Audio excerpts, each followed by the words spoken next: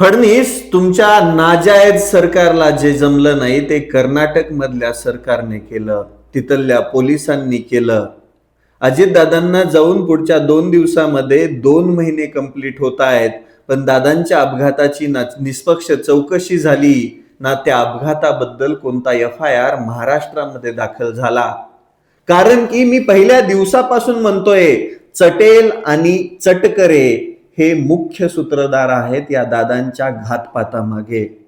मग ते सत्तेमध्ये असल्यामुळे, फडणवीसांच्या अगदी जवळ असल्यामुळे हे प्रकरण दाबण्यासाठी त्यांनी अक्षरशः विधान भवनामध्ये, विधान परिषदेमध्ये दादांच्या अपघाताबद्दल चर्चा पण होऊ दिली नाही.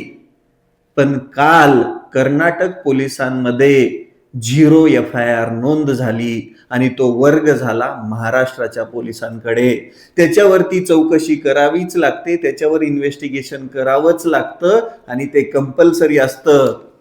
आणि हे झाल्यानंतर लगेच चटकरे लगेच पळालेत विधान भवनाकडे डुंगणाला पाय लावून.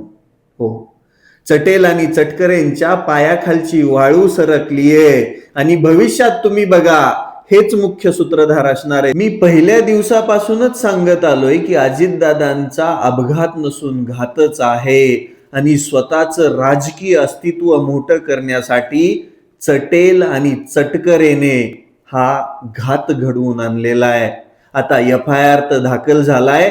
महाराष्ट्र पोलिसांनी, महाराष्ट्राच्या होम डिपार्टमेंटनी तो ऍक्सेप्ट करून त्याच्यावरती चौकशी करावी आणि या दोषींना लवकरात लवकर यांचा काळा चेहरा महाराष्ट्राच्या जनतेसमोर आणावा हीच विनंती आहे.